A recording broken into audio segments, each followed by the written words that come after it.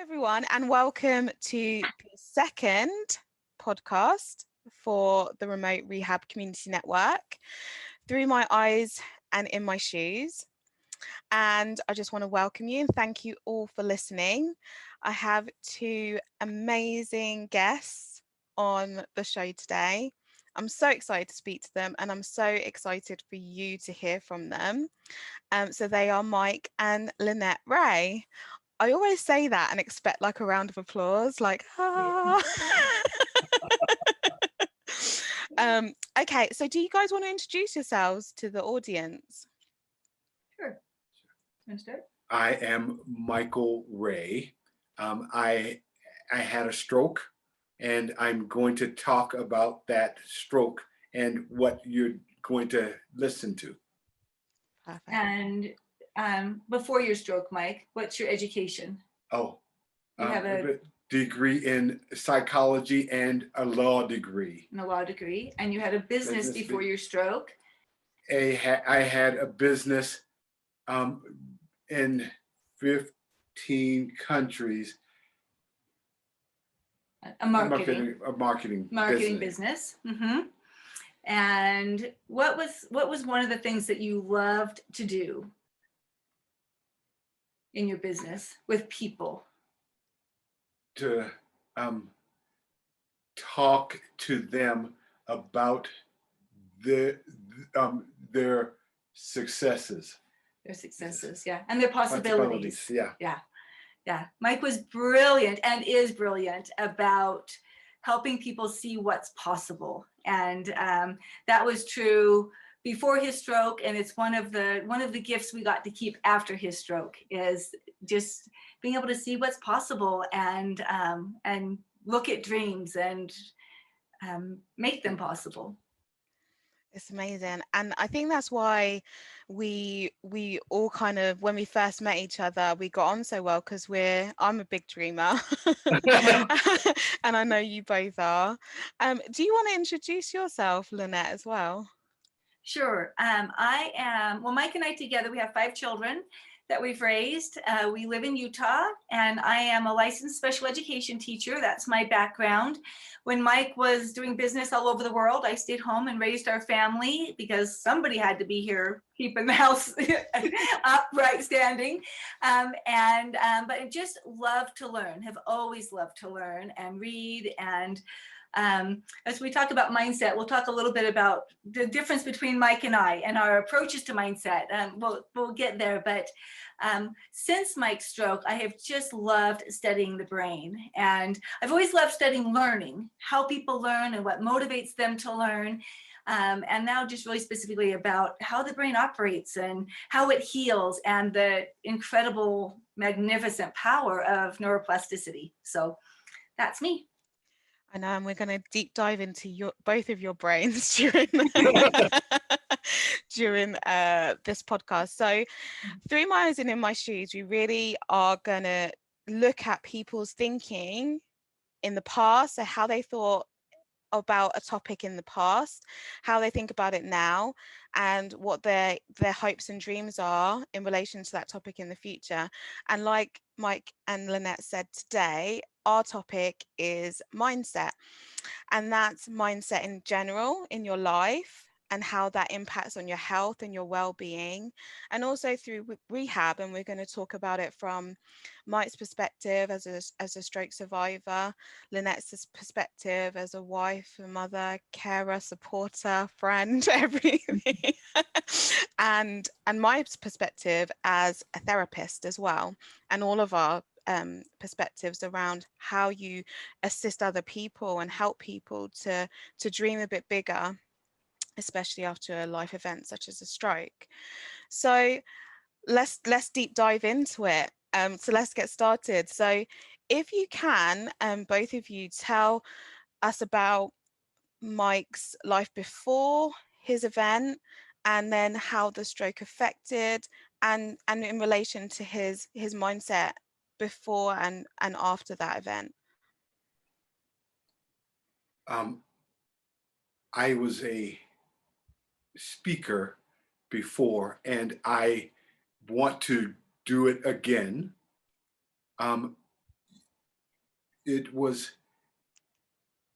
I traveled to Asia mostly, and I learned a lot about those cultures because they are different.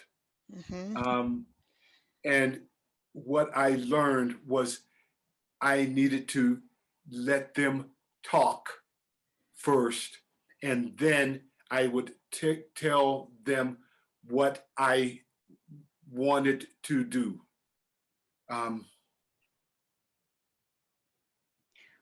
ahead. One of the beauties of what Mike would do would be to help people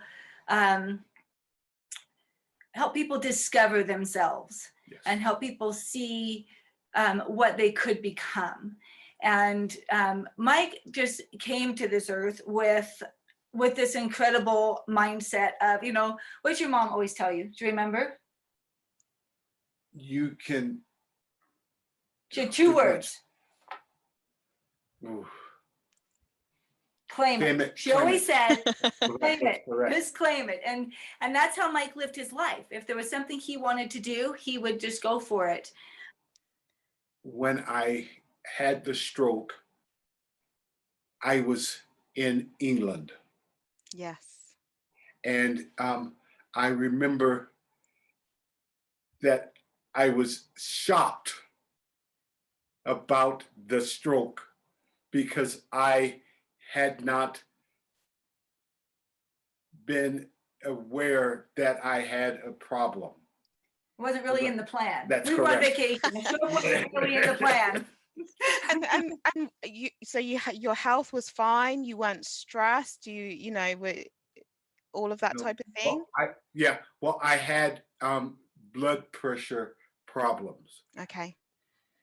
And that's what caused my stroke. Okay. And he had a very, very intense work schedule. So, for instance, just before we went to England, he'd been in Malaysia for 2 weeks and then home for 2 days. And, he was switching time zones a lot and traveling, I don't know, probably 3/4 of the year, into different time zones and different countries and doing wonderful things and loving it. But there's a toll that happens on your body with those kinds of things. And did you like doing that, Mike? Did you like going from different time zones and being 2 weeks here, 1 week here, and all of that? Yes, I did. So you live fast. I like it. And one of the things people would ask Mike, they'd say, do you speak all those languages? Do you speak Korean and Chinese? And he knew a little bit of, enough. But the beautiful thing was he spoke the culture of the people. Yep. He loved the people and they felt that. And that's what helped his business to be so successful everywhere he went, is because people just felt like Mike was their best friend. I feel like that. You haven't lost that at all. And so the stroke was a complete shock to the whole family. Yes. Yeah.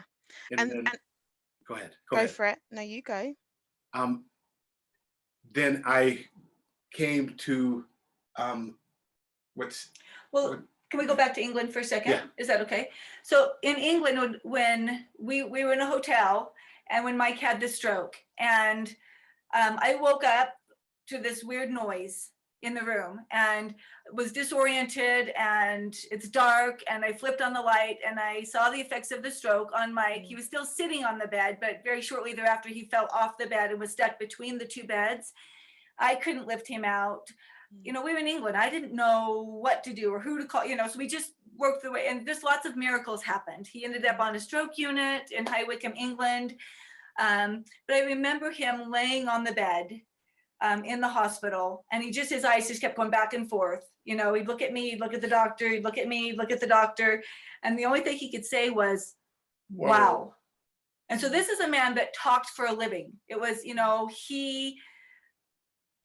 everybody said he had the gift of gab, and that was his kind of his gift to people, that they felt him through his words. And then to be reduced to one single word laying in a hospital bed was really, really hard.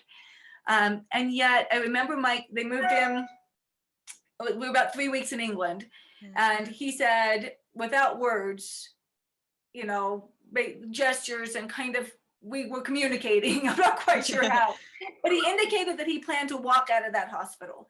And I was like, that's just not really, like, he still couldn't sit up by himself, right? He couldn't, he needed help. He couldn't feed himself. He couldn't find the way from the spoon to his mouth, kind of thing. And so I was thinking, well, okay, we'll just see, you know. And he didn't walk out of that hospital. He went in a wheelchair to an airplane, to some very, very difficult transfers back to a hospital in the United States, where he spent another 40 days, almost 40 days, and came home in a wheelchair. And I remember when he came into our home, when we got him up and into our home in that wheelchair, and he just sat in his chair and cried, because that was not his plan coming home. Yeah. And yet, since then, Mike has completed 4 or 5Ks, 3 50-mile bike rides, a triathlon, a mini triathlon. He walks, he runs, he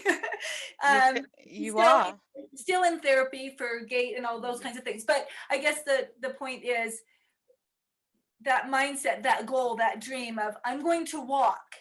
It didn't happen when he left that first hospital, and it didn't happen when he left that second hospital.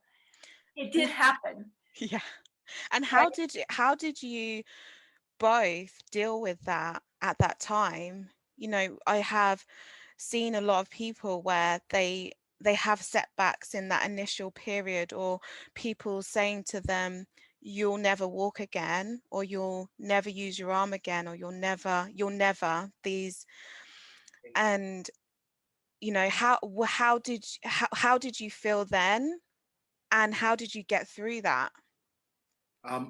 I did it because I wanted to walk, and I wanted to know that I could do it here. There it is. There's the power right there. Yeah, I know. Where does it start? Right here. Did you believe it? Did you believe it? Absolutely. And absolutely. and did you have, so some of our clients have faith, so religious faith, spiritual, some type of faith. Some people have supportive carers or family members, who I always class as supporters. It doesn't matter who it is, it's a supporter. They have either the mindset, or they have a therapist who holds their hopes and dreams with them. So it doesn't say you'll never, they hold their hopes and dreams with them. Did you have any of those aspects, all of them, different ones? All of them. All of them. Yeah. So could you talk me through kind of the therapist, the supporter, your mindset, etc.?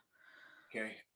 First, one was Shane.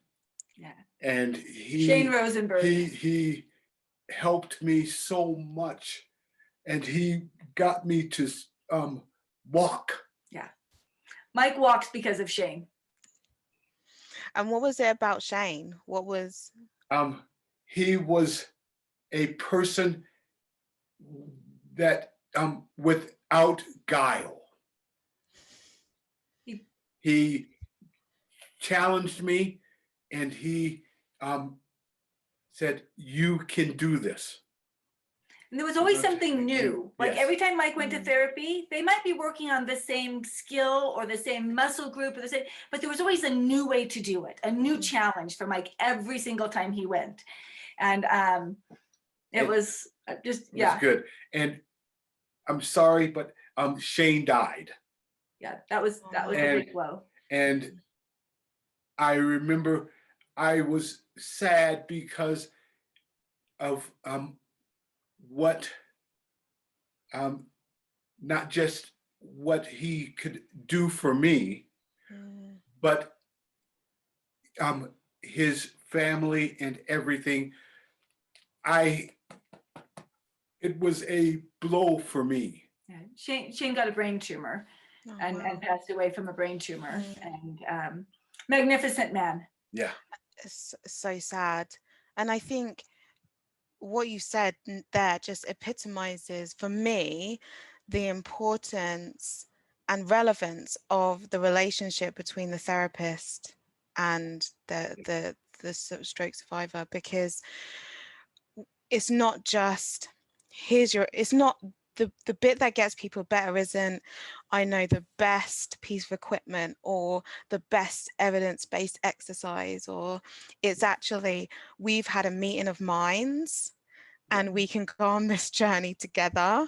Yes. And I'm going to be your guide, your supporter, and Yep. you're going to be doing the work. Yeah. That's okay. Yes. And Shane always gave Mike things to do at home. And Leslie May is Mike's occupational therapist, who he still sees. And she always gives him things to do at home. Every time he goes, it's something that helps him progress. It's filled with hope and possibility. And Leslie's also wonderful. And let's not underestimate the support of yourself, Lynette. Mike just did like a dude, say her before I'm. And I think for a caregiver, there's a lot of ups and downs in the journey, and I've been very grateful for tremendous support that I've received as well. From like when Mike came home from the hospital, our neighbors were here, putting in the wheelchair lift, putting in the bars in the shower, putting in the equipment. Our family was incredibly supportive. We just were surrounded by love and caring people and dear friends, and that made a big difference. And it has been, a huge journey. One of the things that we want to talk a little bit about is the journey of the family. Yeah. Pre-stroke and post-stroke, because Mike was so influential with our children in their lives and teaching them and helping them to have belief. And one of the things that happened for me as a caregiver after Mike's stroke was that I was going to stay with that everything's possible, right? We're just going to be we're looking for the miracles every day.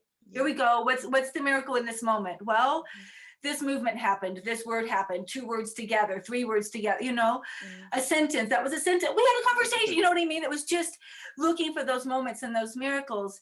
And our children, let's see, our youngest daughter was in 5th grade and our oldest daughter left for college. She was in England with us when the stroke happened. So a freshman in college and a 5th grader, and then everything in between. Yeah. And it gave me a lot of strength to just keep looking for the possibility. There were times, I think, though, as I talk to families, and one of the things that is really important is to look at the whole family in that journey and making sure that the children that are involved have a chance to really be heard. And one of the mistakes that I made in that journey was I was so focused on that mindset and that positive that I missed some of the moments. Not that they didn't happen, they just didn't happen enough when our children just needed to be sad. Yeah. Because the dad that they knew had changed. Our life as they knew it had changed, and they needed that time to grieve and to process and then also just look at the positive, right? It's not, I guess it's not one or the other. Yeah. Right. We don't want to stay in that spot of grieving and sadness. We also don't want to miss it because it's an important part of the journey. And so I guess I think that I learned something, I don't know, 2 or 3 years ago called the CALM technique from Jennifer Clary. She's a social worker she was out of Canada. I believe she's in San Diego now, but she taught the CALM technique, which is really something that we use a lot with our clients now.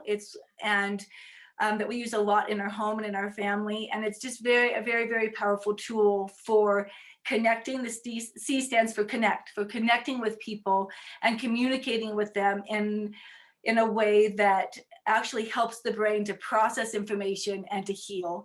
And it comes from that type of very empathic communication. And it is made big changes in our recovery process as a family, and also for many, many people that we work with as well. Amazing. And I think as a therapist, we are 100% there for our patients. So we're focused on them and their recovery. And yes, when I've been out to see people, their family members are there, but it's almost like a hi, how are you? Okay, let's, focus on who we're here to see. And it's really eye-opening for me to hear so what advice would you give to the therapist in that instance when trying to deal with the wider family? Are there any kind of hints and tips that you may give? Love them, and then be able to see what they need. Because some of them will need love and some won't.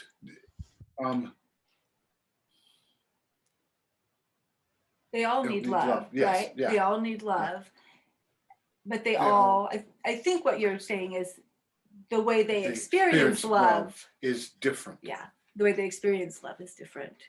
And being in tune with that.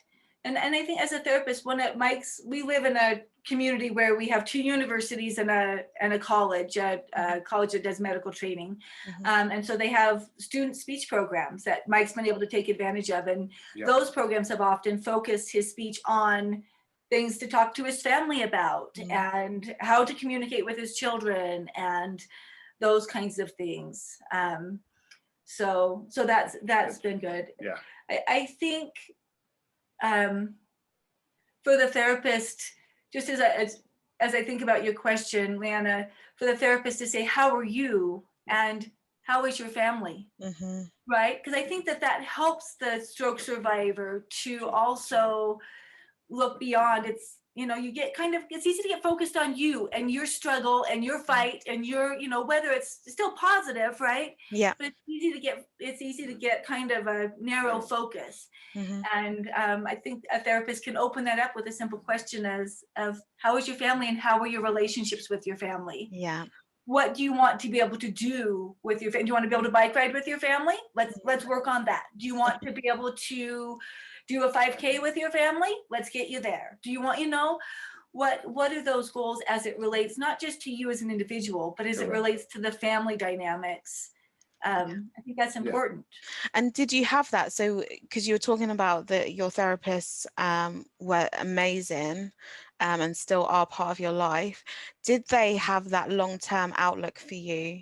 When you said, okay, and did you have that long-term outlook? Yes, I did. Yeah. Because it is quite difficult. I know when you're trying to think, or you're talking to someone about their goals and you're saying, okay, and I always say, imagine when I'm gone, what would you want your life to look like? I love that. Because I'm quite visual. Yes. So, and I've realized that I need to say in other ways because other people see things differently. But I normally say, like, what would you like it to look like? And then we go through, and some people can get there, and I'll say at the end, okay, so if you can walk to the shop, you can get yourself dressed, you can talk to your wife about your day, then you'll be happy. And then it's like, no. And then it's like, okay, so what No. else is, because actually a lot of our outcome measures and assessment tools are focused on the negative. So it's like, how much anxiety do you have? How much depression do you have? No one actually asks you how happy you are. Like, if you actually flip it, and I really want to make a tool that looks at your happiness, because I just feel that if you actually when I've asked people, will that make you feel happy, or will that make you feel fulfilled, or will that make you feel like you've achieved something or achieved what you wanted to achieve? We then have to deep dive a bit more Yeah. because actually we've gone quite surface. So did your therapist really make you, it seems like they made you think like that? Yes, We need absolutely. Not, Absolutely. not But only did they also, I mean, like the 5Ks, they ran with us. Oh They yeah. participated with us. They were, you know, we did it together. The first Yeah. 5K, the first time Mike did a full 5K, we left, we started about an hour before Yeah. the bulk of the runners, right? We give ourselves a really good head start. And Mike's therapist Shane came just panting across the finish line because he didn't expect, you know, well, it wasn't that he didn't expect. We had gotten a really good head start. Mike was really moving. Okay. So they underestimated you. Um, So Shane was really working to cross the finish line with us. So and and so I really want you, because you told me this story before, but I think it's a good segue into like your current thinking and what you've achieved and in the present time.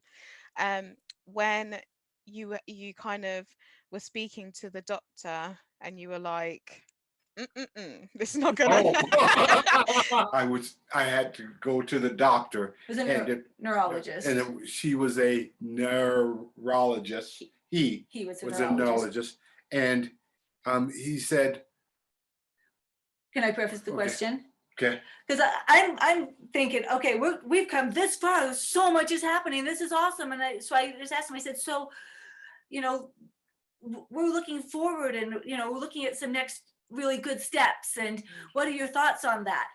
And his response Nothing. was, well, it's done. yeah, I think you've come about as far as you're going to come. And I was in shock.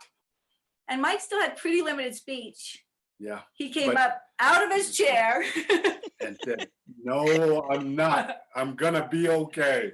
Yeah, he said, it's not me.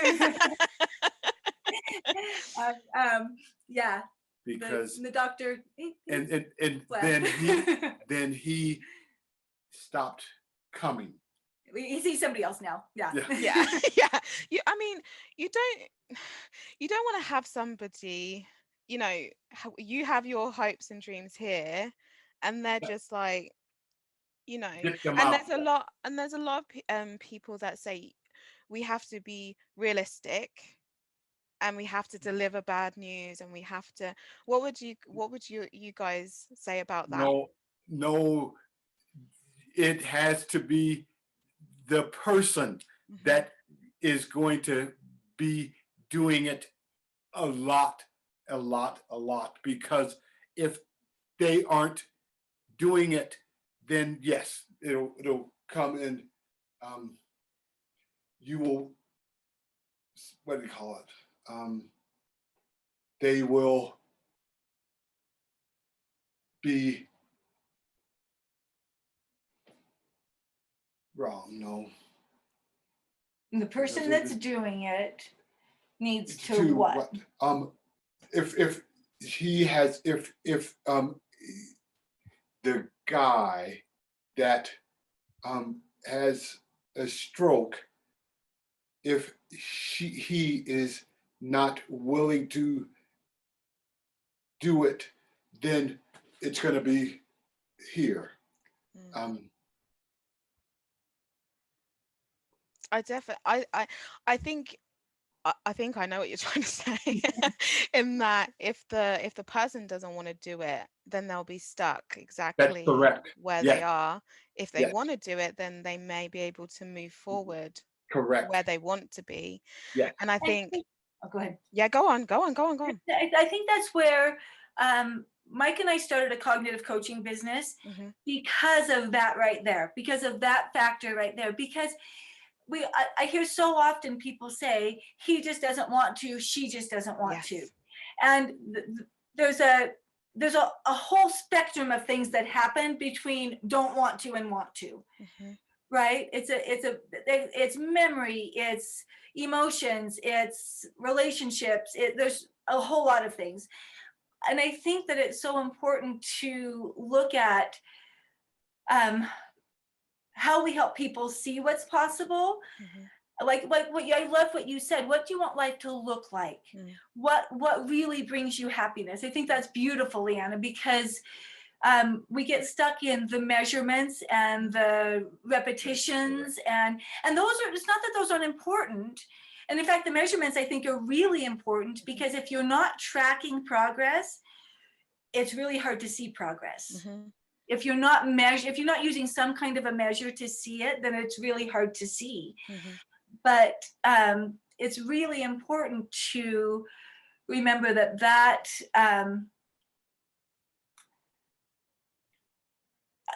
whether or not a person wants to do it can be very influenced by the hope and the belief of the people surrounding that person. And that's a lot of what cognitive coaching, yes, we teach a lot of things about the brain and how the brain functions and how it operates, and how we build bridges for people, right? Between this is where I want to be and this is where I am, and what's the bridge to help access that next step. And then that next step, and then that next step. It's just these bridges that we build along the way. And they're not just physical, and they're not just cognitive, and they're, you know, there's an emotional component, and all of those pieces together that make a whole human being. Right? That give people hope. Having people to cheer for you and celebrate together is a really, really powerful and important part of recovery. It is, and I don't even want to say anything past that, because I think you've just said it exactly how it needs to be said, and I think people need to really reflect on that as well. And I think I will just add one thing. You know, I agree wholeheartedly with what you're saying, and I think as therapists we are tapping into people needing to relearn things and remember and then repeat. And actually, how many things do you remember that don't have attached to them a strong emotion?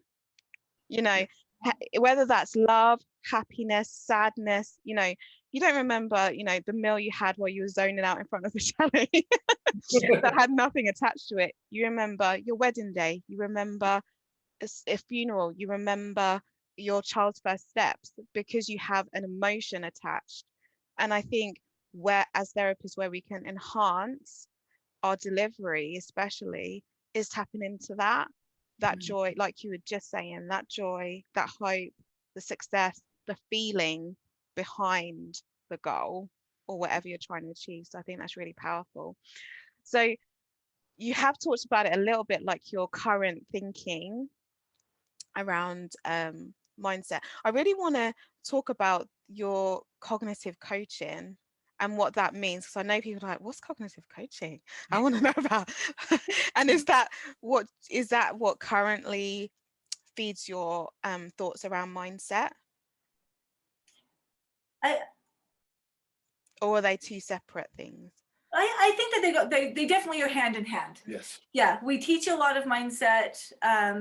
One of the things that I feel like is really important to remember about mindset is it's not just you have a positive mindset or you don't. It's not a black or white thing. And there's a whole continuum there of mindset. I grew up feeling like if I failed, I failed. And Mike grew up feeling like if he failed, he learned. Correct. Right. And that was the difference. And when we got married, I'm like, what? You know, that was one of the things I loved about him, right? Is he could fall down and get back up and feel better because of the fall. But that's the difference, because I used to think the way you think, Lynette, but then you used to think, sorry, and then I trained myself to think how Mike thinks, because you know, when I was growing up, you know, I got like straight A's and then I got 1B, and my dad was like, you got 1B. You know, and I'm like, dagger to the heart, you know, but look at, you know, and it was like, no, you got to get more, you got to strive for more, you got, you know. And actually I had to then, you know, change to be like, okay, what did I learn from that? How do I move forward from that? Do you know what I mean? And that's my journey as well. I share that with you because that's been my journey too, is learning mindset. and learning how to make that be a part of who I am and who I want to become. And it's also a really important part of coaching others. Yeah. So Amazing, amazing. And so what type of things have you achieved, Mike? Let's inspire some people. Because you told me, I feel like I haven't got enough fingers, but you told me how many years ago was your stroke again? 7 years. 7 years ago. You could only say one word. You couldn't sit up. You couldn't feed yourself. You didn't walk out of the hospital. So in these 7 years, what have you achieved and how have you done it? I know. a big You've one got is time. Driving. a big one is driving. Well done. Because And that's not just the, that's not the, Can I share that story just a little bit? yeah. When Mike said he wanted to drive, we started working on it. And Leslie, his OT, said, okay, she said, and told us what needed to happen and gave us some tools. And we started working on the reading and things. And when he first started doing the written test that was required, you were getting about 20-25%. I think 80% is passing to so he did the written test, took 3 tries to pass the written test. And so he just kept trying, right? Yeah. Just kept trying. And then the driving portion of the test, you can only miss 20 points total, the signaling, the doing the head check, all those safety factors. So Mike finished his first driving test and she said, well, okay. Nope. And they said, well, what's it look like? She said, he missed 80 points. But you saw the positive, like, okay, you're both still alive, so that's fine. She also said, this, and I'm not even sure how she knew. She said these pieces of adaptive equipment could really help, like a spinner knob and things. Anyway, so we worked through getting the adaptive equipment that he needed in the car, the left foot accelerator, the spinner knob to give better control, things like that. And ultimately he drives now. So he passed the test, and that's been a huge piece of it has been. Congratulations. I mean, I took my test. I think I passed on my 4th go. Did you?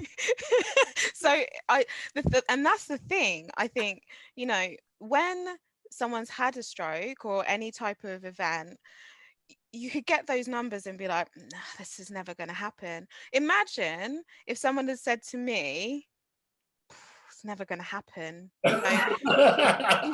You've done this 2 times and you're not checking your blind spot ever. Like I'm sorry, but you just be like, no, and actually you can block people when, I didn't pass my test first time. So, why should you give up?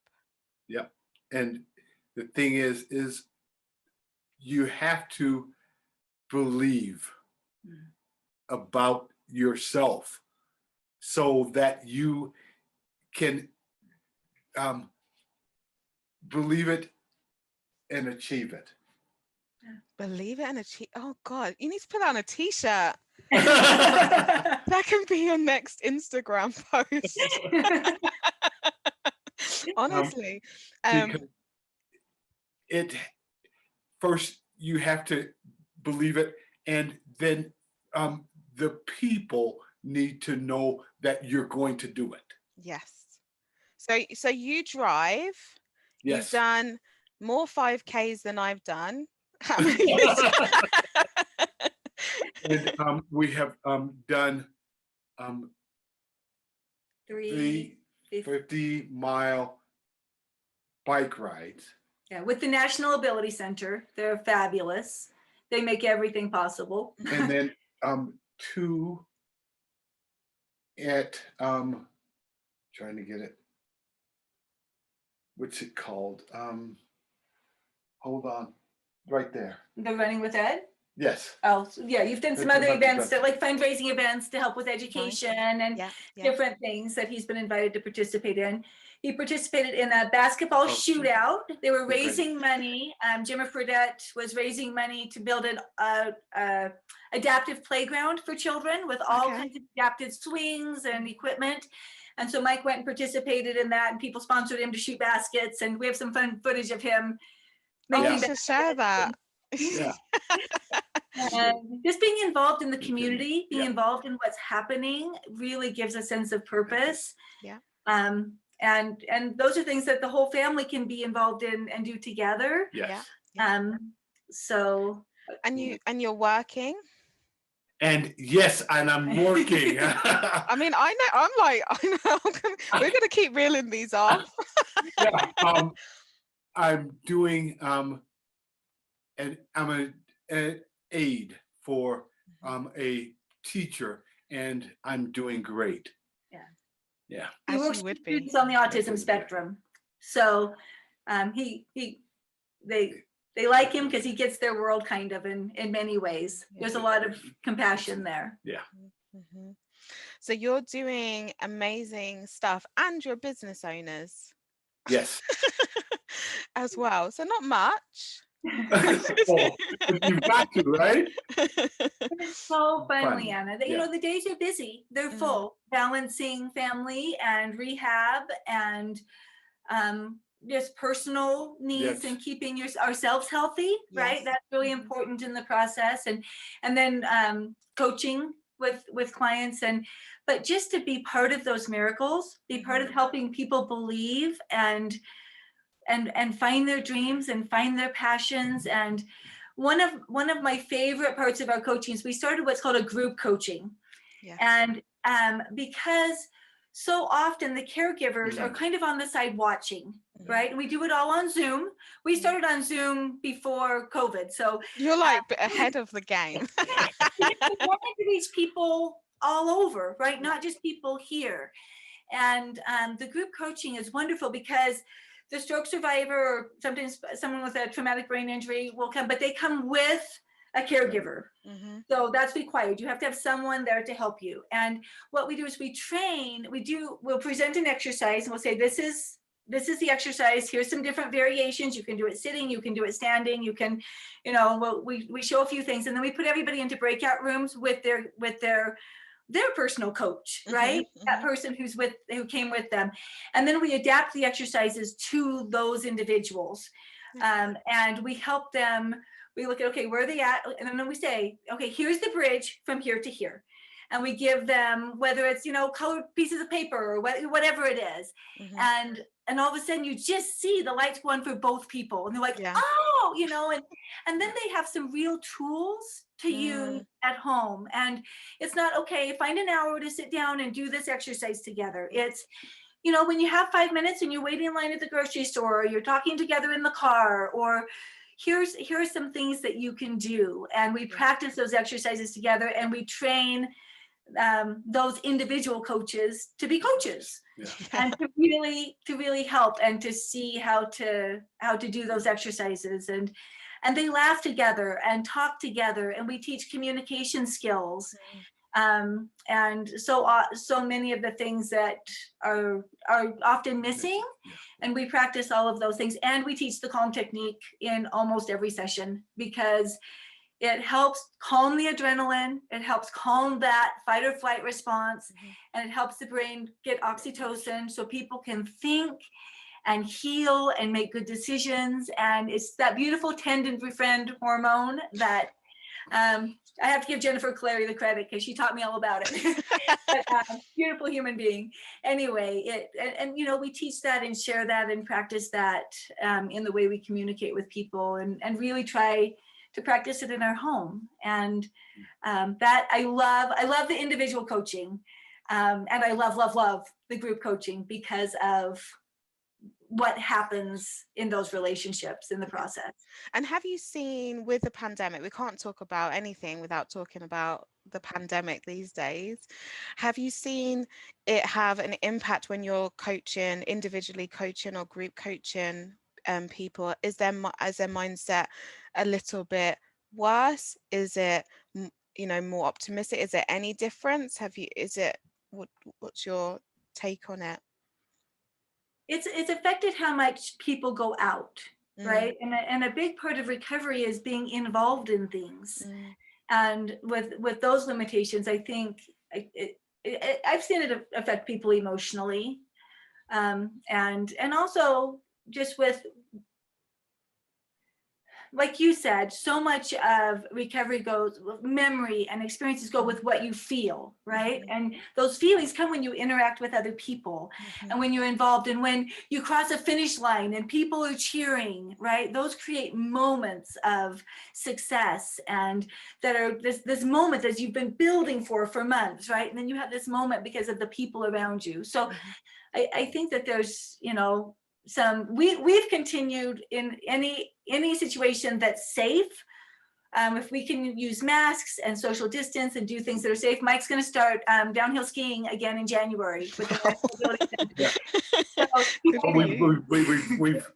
we have done 3 seasons, I think. Yeah, something like that. Yeah, so he rides a ski bike, and their coaches are amazing, and but they've, they're very careful also to put in place those safety measures. Thank you for helping me with that word. Yeah.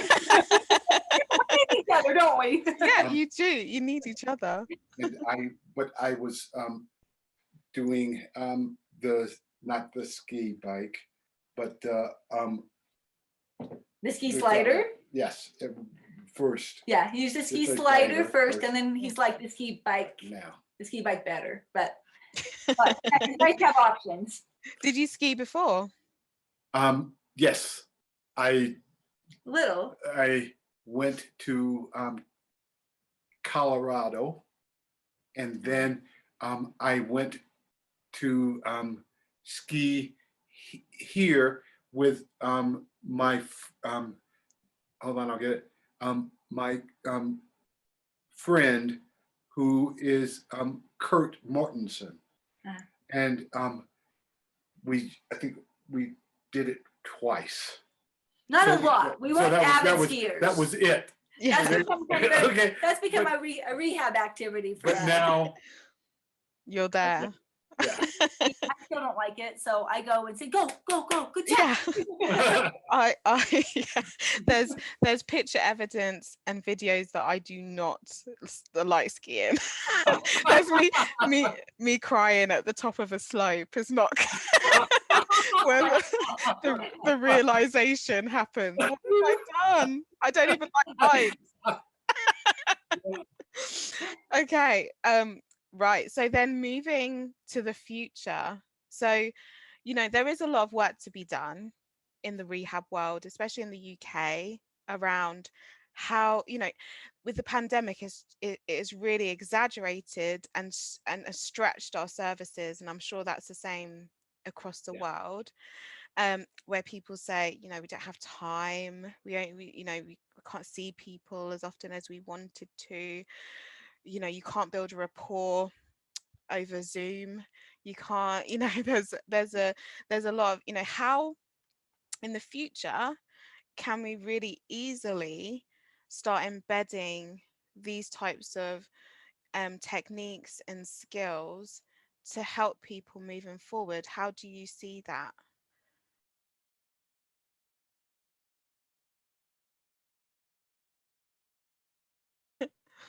I agree that there's some things that you can do to be able to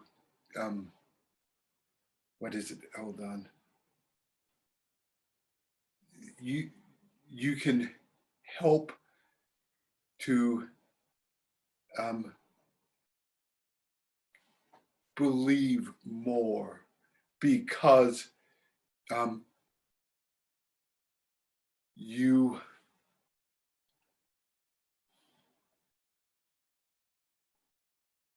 believe. Yeah, sorry. So you can help people believe more through lots of Like how? How do you help people believe more? You can do believe. So think about how you think about things. You can believe, not believe, but what's it? Faith. Faith and gratitude. You can believe that you can get better, because that's really the main thing that really you have to have. Because if you don't have that, then it's going to be disastrous for them. I love that. I love that.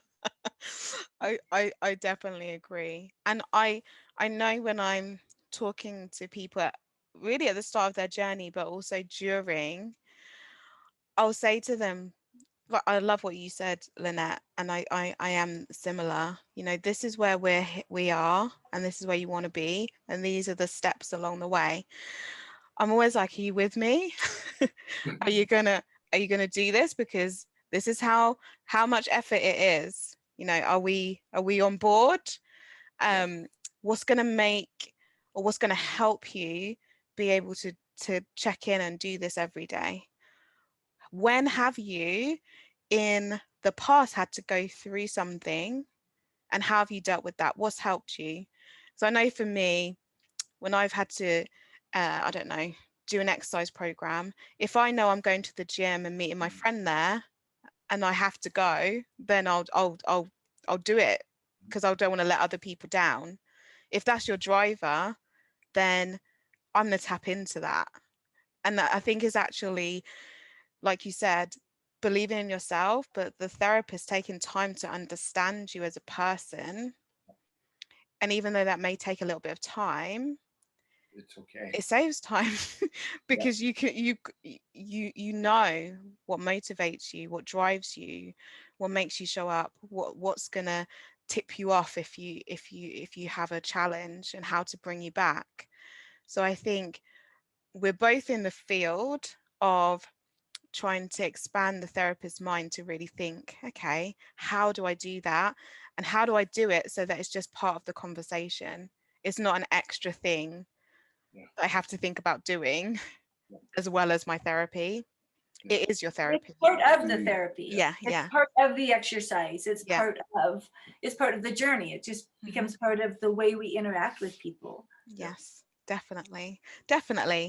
Right. We could go on forever, but we're not going to.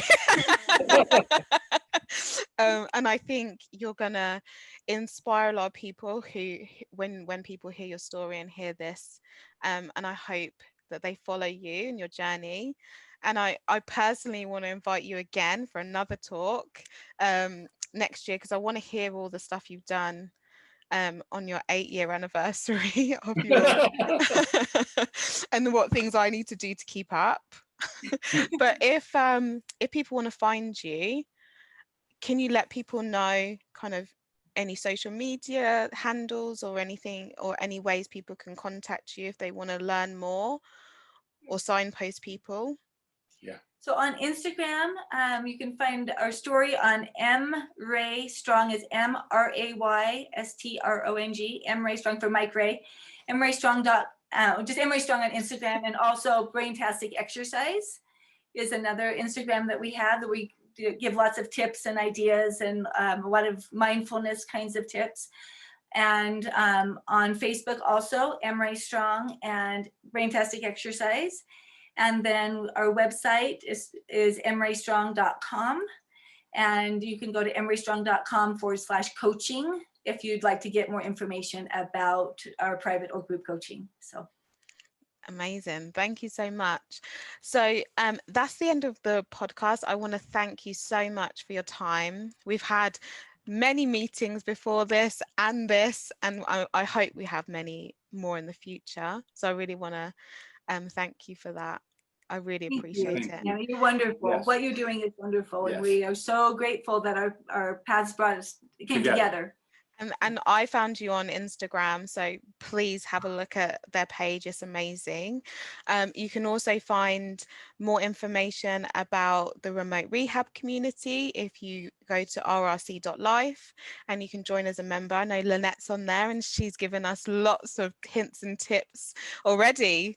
And I know she's made a friend in one of our co-founders, Chris. She actually absolutely loves you. Wonderful. And you can find us on webinars and whatnot on our website. So please, and we're on Twitter, Instagram, Facebook, YouTube. So thanks again, and we'll see you next time. Take care. Thanks, Bye. Leanna. Thank you. Right.